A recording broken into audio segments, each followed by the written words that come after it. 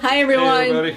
Welcome back to Sci-Fi and Romantasy fans. Today we're talking about Masters of the Universe because it has sci-fi, fantasy, and a little bit of romance. So it's it's right up our alley. It was great. It was exactly, my expectations weren't super high or anything because it's a He-Man movie. I thought it was awesome. It was exactly what I wanted to see in a He-Man movie. Yeah, the actor who plays He-Man was really, really great. He was perfectly cast. He plays a great doofy Prince Adam and a wonderful masculine sword-wielding He-Man. He had a lot of emotional depth and brought a lot of emotional vulnerability to the role, and it wasn't just all toxic man smash. He had a lot of emotional intelligence. Yeah, really gives a good message of what it is to be a man. It's not just the equipment, so to speak.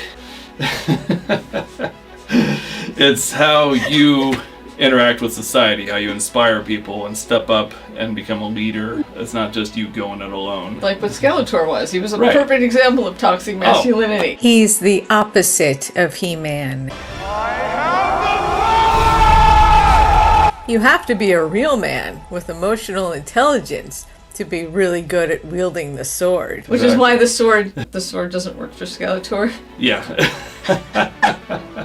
That's it. I finished. Of course, my lord. Because men with toxic masculinity are never good at wielding the sword. When I raise my fist like that, I'm done. Yes. That is the crescendo. No for the future, my lord.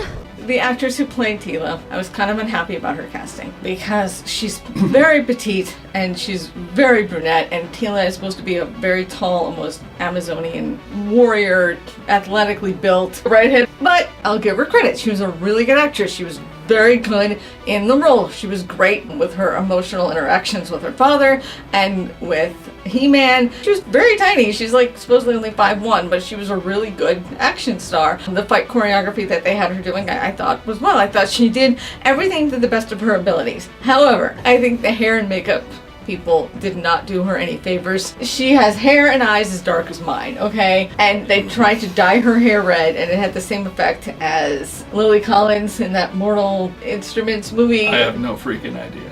Whenever your hair is as dark as mine and you try to dye it red, it just looks brassy. When you saw Teela on screen, did you see a redhead or did you see I saw a brunette. Exactly. It didn't even occur to me that there was any red in there whatsoever. You couldn't see the red unless she was standing in direct sunlight, and then they tried to give her green eyes. It looked so bad. Yeah. I mean, if you could turn Orlando Bloom into blonde with blue eyes in Lord of the Rings, there's a lot of things that they can do with wigs and makeup to transform someone's complexion and hair color, and the dyed black hair, tried to dye red, looked awful. They should have put a wig on her. Originally, I was like, why didn't they cast her co-star Madeline Page? She was actually taller and redhead and has a more athletic build, but I think the actress did a great job. I just wish that the hair and makeup people had done a better job. The important thing, though, she had good chemistry with the lead.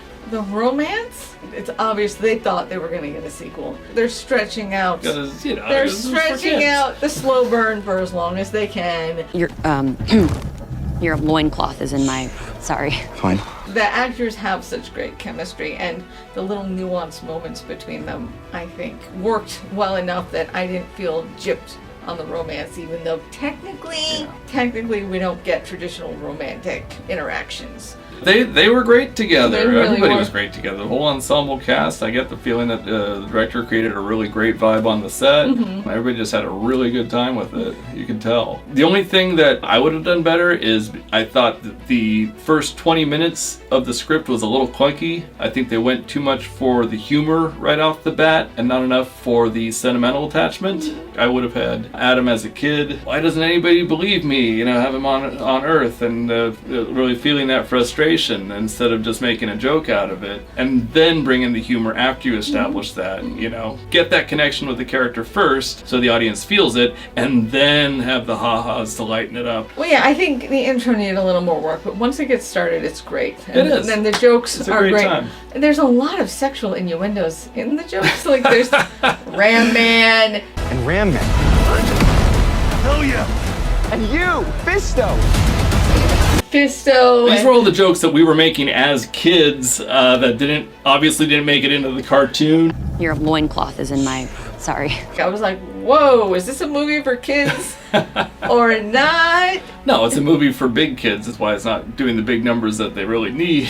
It's, people our age that grew up in the 80s and still have their inner children. Yeah. The humor is great. There's one scene, no spoilers, but there's one scene when there's a big explosion and they all come out walking really heroically, and then they all start choking on the dust, like coughing like they're gagging, and it's hilarious. I highly recommend you go see Masters of the Universe. I thought it was a blast. I loved it. This is a movie I'm sure I will watch again.